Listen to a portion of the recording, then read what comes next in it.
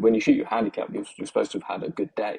So that basically means that every time that you go out, you're probably going to have a very high chance that you don't shoot your handicap. So then your brain's going to tell you that you've not had a good day. Golf culture and golf media does this thing where it tries to sell a narrative that says if you get better at golf, then it will lead to happiness. Whereas I'm saying, let's try and flip that the other way around.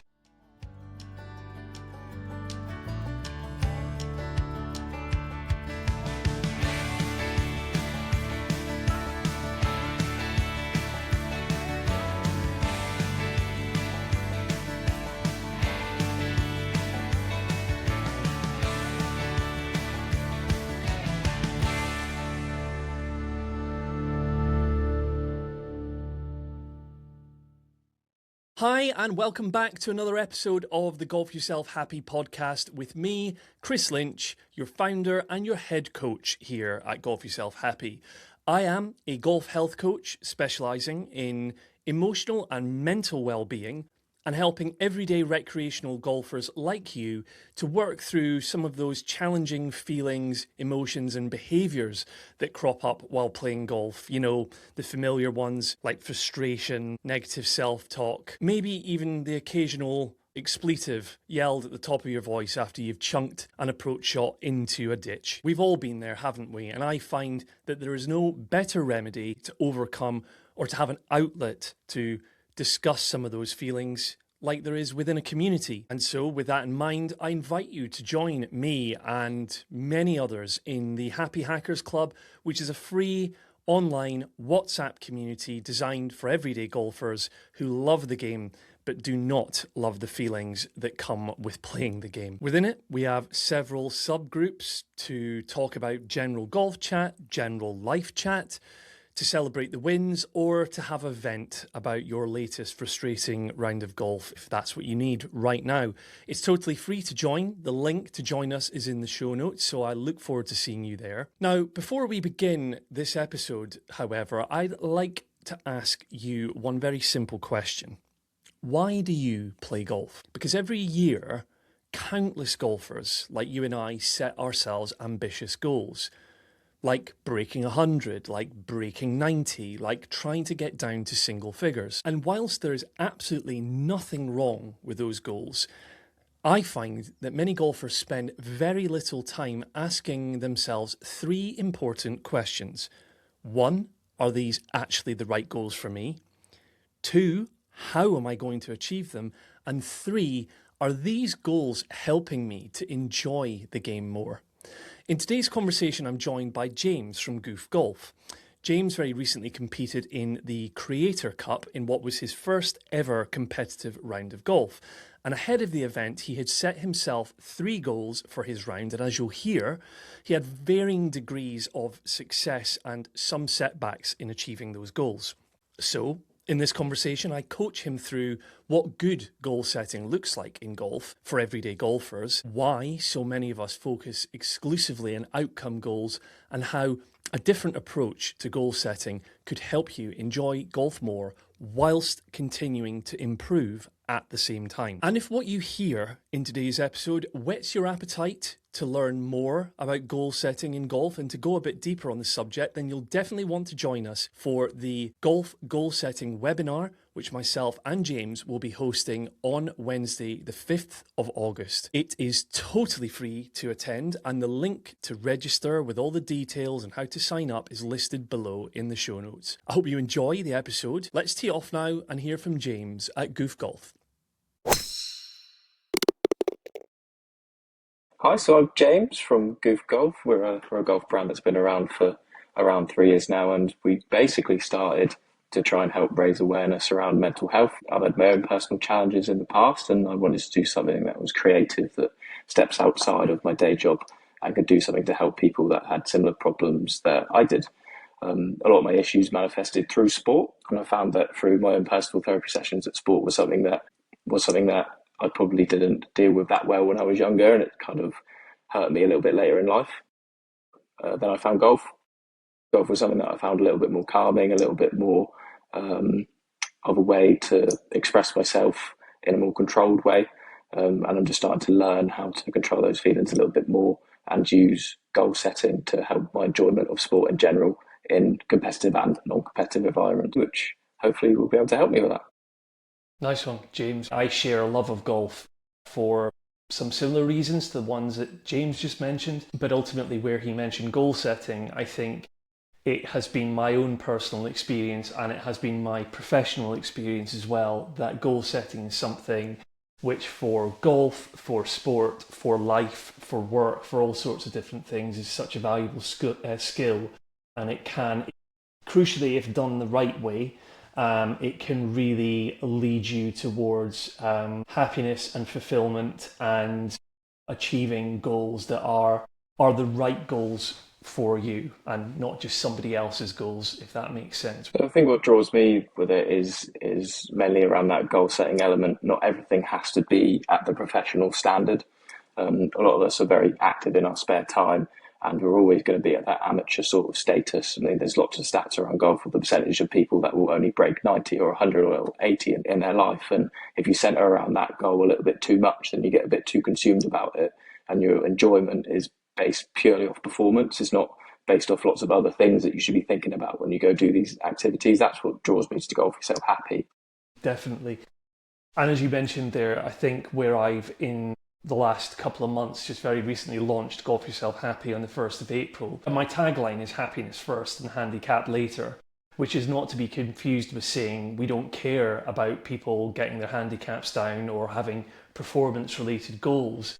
But I think to the point you just made, if we can maybe focus or switch things around a little bit, right, by saying, can we prioritize golfers identifying their why for playing golf, what do they want to achieve out of playing golf, then that will go a long way to having a healthier relationship with golf, which in turn should, as a byproduct, deliver performance gains as well. Because in my experience, I don't know about yours, James, but golf culture and golf media, etc., does this thing where it tries to sell a narrative that says if you get better at golf, then it will lead to happiness. Whereas I'm saying let's try and flip that the other way around. Yeah, especially with how the handicap system works, is like when you shoot your handicap, you're supposed to have had a good day. So that basically means that every time that you go out, you're probably going to have a very high chance that you don't shoot your handicap. So then your brain's going to tell you that you've not had a good day, when there's probably lots of things that probably went on that were bits of personal enjoyment, but you're so focused on hitting that handicap number or improving that handicap number. Completely. And, by all means, we can have that goal that are based around winning things or getting your handicap down or shooting a certain score, sure. But if we've got other accompanying goals that will actually ensure that you're going to get some enjoyment of the game along the way and don't feel like a sense of failure on the journey. Yeah, for sure. And I think for us, the kind of starting point for this whole thing is to have a Goof Golf X Golf Yourself Happy like intro seminar that people can come along to and see how you would build that up in terms of a framework and how you can use these tools to help you better enjoy that thing. And what sort of stuff have you got to say about that seminar, Kris? So we'll start by trying to understand or asking people to reflect on why do they play golf. And it sounds like a very simple question, James, but believe me, in my experience of working in this industry, it's just a question that does not get asked enough or at all. And so by asking that quite personal question, let's face it, then it prompts you to think about, okay, why am I doing this? Why am I playing golf generally? And what my, because that will go a long way to understanding what your goals should look like. I think then, in terms of the types of goals that we will then be looking at, we've already spoken about outcome-based goals, which tend to look like things like get down to a single-figure handicap or break 90 or break 80 or something like that. But I think before that, we want to introduce the concept of identity goals. So who do I want to be as a golfer? What kind of golfer do I want to be? Do I want to be a competitive golfer who's in it for mostly competitive reasons, or do I want to be a calm golfer who's an enjoyable person to play with? So you start with identity, then we're looking at process goals, which is where a lot of golfers kind of miss out or don't know to or think to inject these kind of goals. Is effectively this layer is like the plan and the stuff that you actually actionably do to get you towards your goals. So whatever the outcome is that you want to arrive at, again, if it's like a performance-based thing, like a handicap, for example, well, you might need to have a plan to work on a development area of your game, like short game, for example, or it might be mental reasons. It might be sort of more mental game based stuff. So it's about saying process is working on a very specific, tangible thing that will actually move you towards your outcome goals. Is this making sense so far? Yeah, it's making loads of sense. I think one of the best things that you started with was that golfer's identity, because we all play the game in a different way, and that's one of the reasons what draws me to golf in the first place. Is no person swings the same, no person thinks the same, no person will see like the whole in the same way. I would hope that you'll emerge from this session with an actual clear set of goals for yourself. Or if not, you're certainly a lot closer to being or feeling empowered and upskilled to be able to then set better goals. Maybe have a better understanding also of what to focus on during your practice and in the rounds of golf that you play. Feeling more confident in managing pressure and leaving with a simple plan for the very next round that people play after attending our goal setting session. And with that being said, James, maybe this is a good lead on because you played in the Creator Cup, is that what it's called? Yep, that's right. So it's something that was created with a bunch of leading creators in the UK by Seb on Golf, Rich Hills, Four Brothers, and all those lot, where it brings amateurs together to compete in a big league, where you can end up at a big finals that's abroad. And the first round for a lot of people was this weekend. It's not the most pressured match because if you lose, you still go into a loser's bracket. But for most people that are going to play, it'll be the first time they play that form of competitive golf with strangers, maybe at a strange golf course. And it's definitely quite a highly pressured environment if you're not used to being in there. Especially for myself, I don't play a lot of competitive golf. I'm not a member of a golf club. I just play at different clubs where I can with other friends. Obviously, sometimes there could be a competitive element while we're playing, if we're playing like a fake match, or we might be playing for some money or for the bar bill at the end of the thing, but never played a straight up competitive match play match. Like you're in the Ryder Cup, every putt means something. You're not sure whether to give someone a putt or not to give someone a putt. There's lots of different thoughts that are going through your head in this new kind of situation. And for me, I thought it was really important to go into it with a good set of goals so I could see an outcome at the end of it rather than just a scoreline, which is what a lot of people are going to look at when they go to these. That's the first thing you're going to get asked is, did you win or did you lose? But because of the relaxed nature of the competition, I think that's not what people should be taking away from it. It's just if you won or you lost, it's what you can learn while being in the competition, which is quite important.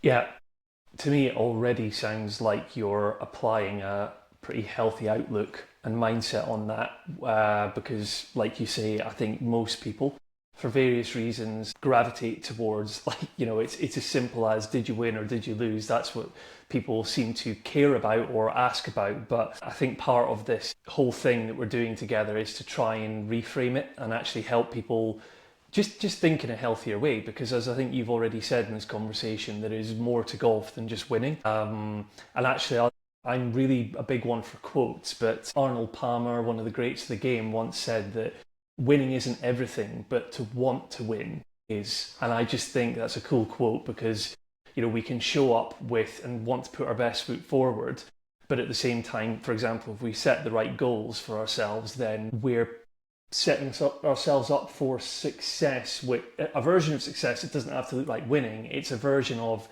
have I set a goal for myself that is actually easy to achieve, or is it going to promote my enjoyment? And actually, so with that, just before I quickly ask you what the three goals that you set yourself for that round on Sunday were. I know I've just done saying, did you win or did you lose? But what was the outcome? And kind of irrespective of whatever the outcome was, how did you feel walking off the course on Sunday as compared with when you went on it? So you can see that I can't stop smiling because of the result, not because it was a good one. So we lost 5-4 against Ollie and Henry, and I played with Joe, who is Open Stance Golf on Instagram. Funny enough, I'd never met Joe before we were playing as well. I reached out to him across Instagram to see if he'd want to play in the Creator Cup because we're both based in the Southwest, so it was another new Hmm. person to meet on the day. And yeah, so we lost 5-4. We didn't actually win a hole in the entire time. We did lip out for 2 holes in the front nine, and I missed a 4-footer for birdie, and lots of things happened. But yeah, we did end up getting absolutely stuffed on the day. But walking off the course, the thing that I was happy about was that I'd met three great people on the day. I had a really fun day. It wasn't stuffy at all. It wasn't awkward. They gave us lots of tips about the golf course because it was their home course. They didn't have to do that because it was a competitive thing. They were showing us Mm. lines, saying where not to hit it, where to hit it, and it was Yeah. it was just a really good, friendly atmosphere. And even after we finished the match, something I wasn't sure if we were going to do, we didn't just walk off the course. We finished the rest of the holes out, and suddenly me and Joe started playing a million times better. Funny that as soon as the match finished, I think we won like maybe two out of the last 5 holes or 4 holes. On the last, I got a birdie as well on the par five on the last. So I kind of walked off with the best possible golf feeling, even though we'd lost the match. There was not a lot of positives to take from the competitive side of it, but I had so many other positives to take from everything else about it.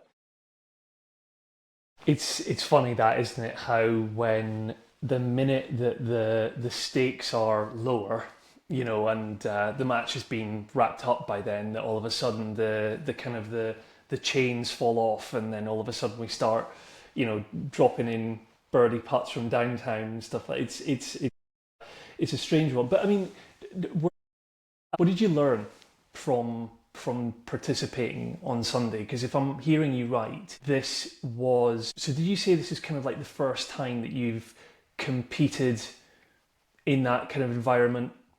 Yeah, first time I've ever done any form of competitive golf ever. So like I said, just played with friends, not been a member. I've never turned up to a Saturday medal or a Sunday medal or a club champs or anything, or something that people listening might have played in themselves. So it was a brand new environment for me. And how I was feeling on the afternoon when we were going to go play is to put no pressure on myself and put no pressure on my partner. I just wanted to make sure that Joe had a good, positive day. I'm sure he won't mind me saying that he said at the start he was a little bit nervous as well. So we Mm. were both quite open with how we were feeling. And yeah, that was my main objective for the day was to just keep everything as positive between the two of us as possible, and hopefully that would have come with a good result. It didn't mean I'm going to call back to your Arnold Palmer quote, one that I've not heard before. There was definitely that want to win there. I think sometimes that casualness can seep in when you're trying to calm yourself down and you're trying to talk yourself out of maybe winning or wanting to win. But that want to win was definitely still there from both of us. And yeah, that's really something that I'm going to take away from this chat that we've had right now. Is no matter what we say about how we feel in these situations where we're playing golf, is like we have that identity, we have that want, and then you walk off the course like I did on the weekend, that I was still happy with what I'd achieved. There's definitely some better goals I could have set myself. If I think back to when we were playing, there was at certain points where I was definitely overthinking what was going on because I was thinking not really about my golf game. I was more thinking about how I was going to react to shots before they'd even happened. Um, Mm. that's probably would be one of my main takeaways is that I probably could have focused on my golf a little bit more at times. That's probably the first one. Okay, say more about that if you don't mind. Expand on that if you can. Yeah, no, for sure. So the three goals that I set myself, Yeah. one was an enjoyment goal, Hmm. and that enjoyment goal was to try not to say sorry to my partner because we've all been there in the pairs golf thing. I'll like hit a bad shot. The first thing you think, oh, I've got to apologise for this. So we basically set up a rule at the start was to not say sorry, and there was a lot of opportunities where we did hit bad shots, and we felt like we were having to resist apologising rather than just Mm. being as like free as we could and just being like, oh, that was a bit crap, like I apologise for that, or like if it felt like we weren't moving on from the bad shots, we were just like waiting for that next time to like hold in a bit of emotion. Hmm. And I did actually end up breaking that rule at one point, and it wasn't because of a golf shot. It was because I was so consumed in everything that was going on. I didn't check the shots that I had on certain holes. So I picked up for a bogey putt that I didn't realise was actually a par putt because I had a shot. And we could have tied a hole on it was like the fifth or the sixth or something like that, and we ended up losing the hole. So that was the time that I had to say sorry to Joe because I was so focused on everything else that was going on. I wasn't thinking about the actual match itself. The key thing with this, I think, James, is it's to reflect on the force of habit. Because I think in day-to-day life, how many times do you find yourself apologising to someone as a response to something when you've actually done nothing wrong? I'm as like English, British, whatever you call it, as I apologise for not holding the door open for someone that was miles away. There we go. Exactly right. So I think we can. So what I'm trying to say here is the act of setting yourself a goal is a valuable thing in this context because you're drawing attention to something. You're bringing your presence towards that thing, which is, to my mind, almost like the first step towards breaking the habit of a lifetime. But at the same time, we needn't beat ourselves up for doing something that's very automatic, because literally habits by definition are automatic behavior patterns. It's totally okay that you didn't get a 100% hit rate on that don't say sorry every time in the match. So that was this don't say sorry one. What else did you have? So I had a golf goal for the day for me, which was to hit 6 greens in regulation. So for context, I play off 14. It's always a debate of what the average golfer actually is. I would describe myself as a pretty average golfer.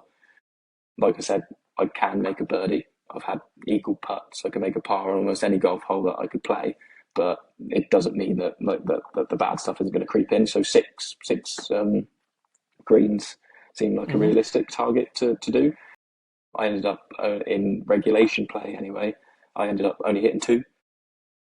That doesn't mean that there were some that were just off the edge of the green or whatever. There might have been close to 4 or 5 if you're talking about fringe golf. But in terms of the actual stat, I only hit 2 out of 6. So again, you could chalk that up as a deliberate failure. Did it change the way I played on the day? Not really. It's not like I was that conservative in my approach. It's obviously the match play element. Obviously trying to go at certain flags, and if you know your opponent's in trouble and things like that. So yeah, so that was the golf element of my goals on a particular day. What was your logic to setting that specific goal? Why that metric specifically, 6 GIR? It's the first thing that popped into my head because I thought in a match play sense it's the thing that could potentially put the most pressure on our opponents. Because if you're sat there with a green and reg and have a birdie putt, then it means that if they have had one errant shot or they've got to the green late, then you're probably going to put yourself in a good position. Especially against the type of people you're going to play in this competition with similar handicaps, is that if you're in that position of power of 2 putts for a par, then it immediately puts pressure on your opponents, which, as I'm saying it now, it's like that's almost a negative reason to pick that goal, because I'm focusing on something that would have an impact on my opponent rather than be a positive for me. So if I would have switched it and been like, okay, so what means that I'm playing good golf? So I normally play my best golf if I've got the ball in the fairway. So why wouldn't I pick a goal that's more associated to me rather than one that is associated to potential opponents or other people? Yeah, like that. Okay, fair. I appreciate I'm sort of skipping ahead here because there's a third goal. You know, to what extent did you find during that round that you were able to come back to these goals, that they were present and you were conscious of them, or did they slip from your radar at times? They're definitely present and conscious through like the first 2 holes, and then soon there was a position where there was more thought going into other stuff. So the third tee shot was a blind tee shot. So as soon as we got into a situation where there were other elements at play and you lose focus and you start having doubts, that's when it first started to slip, really. And that's where both myself and Joe started to struggle in the match, obviously, because we were thinking a lot more about where we were having to play and bits of uncertainty. So then from that third hole, and then all through the front 9, when we started to chase the score a little bit more, that's when I found that the actual thinking about the goals and the tracking of the goals was just falling off, which is then why that kind of not say sorry thing slept in. that crept in. Sorry, and then Mm. I introduced the third goal that I had, which was to try and find a way to like reset on each tee box, because that's obviously the good thing about match play is like each hole is an individual, all the other ones shouldn't matter. And what I wanted to do is have this kind of physical reset that I could do on each tee box to then get in the mindset for it. And I didn't do that at all. Like whether it was just because I felt rushed or whether I didn't think about it properly, so that could just didn't happen, which was a shame. Have you any sense of what you might have done differently in hindsight? In hindsight, I don't think I would have set three goals. I think I was trying to be almost too clever in the way that I was approaching it. Obviously, trying to split things up into categories and sound all smart about it, about golf and mental and enjoyment and all these things. They're all good buzzwords that I was quite happy with the goals that I'd set. But I think, if anything, I'd probably overcomplicated it. And instead of having those three distinct goals, literally just having the don't say sorry goal would have been more than enough, or just having the golf related goal for that particular day, or just having the mental goal for that day. I think having all of them in play at one time was probably a bit much, maybe. Okay. And any reflection on, regardless of how many goals, let's say, that you might go into a round of golf with in future, have you any thoughts on how or what you would do differently to make sure that you're locked into them and focused on them throughout the entirety of the round? Yeah, I think what I'd probably do is potentially write it down on a paper scorecard or something like that. So there's a visual Yeah. cue to it. In that sense, definitely wouldn't put it on my phone. Again, we can talk about that in any future podcast about using your phone on the golf course. That's a whole other conversation. But actually have an analog way of writing it down and referring back to it. Whether you put a note on your ball marker or your scorecard is probably the best one, really. I like that a lot on that last point, and it makes me want to ask you: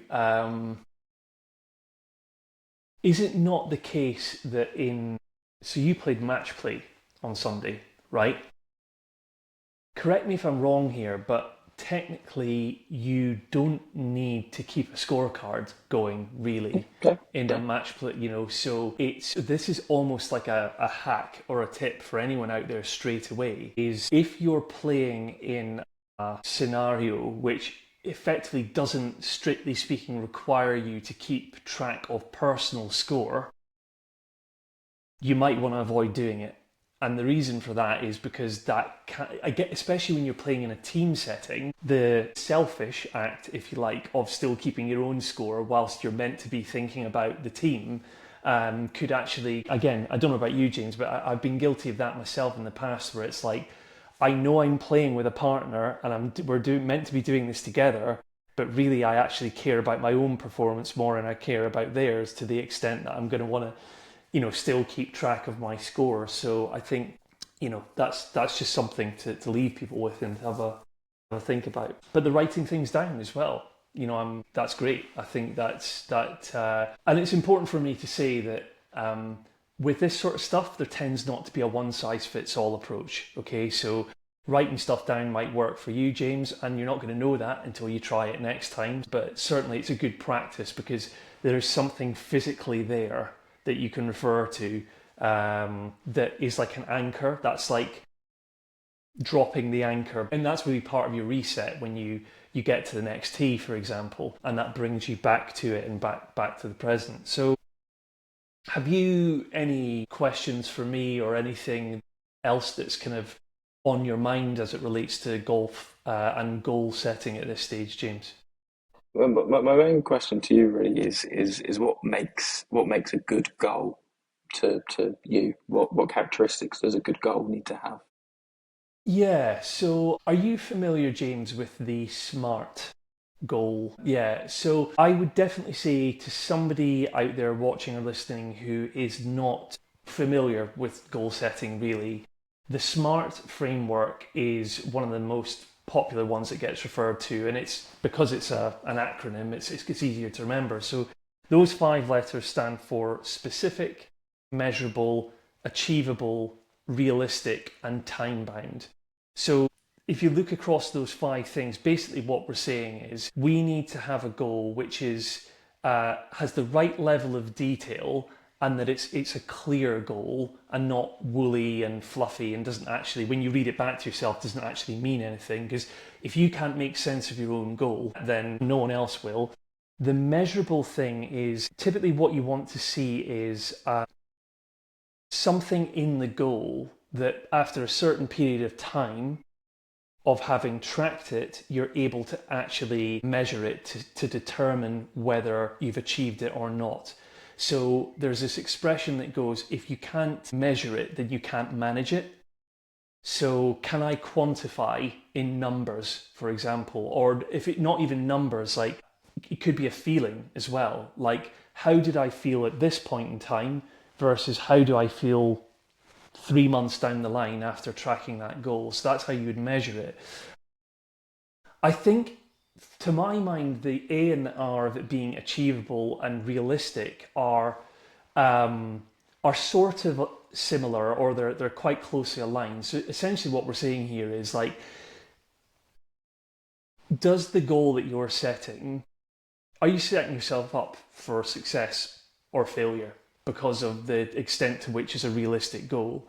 Because you might say that, again, let's just use a handicap goal for a second here.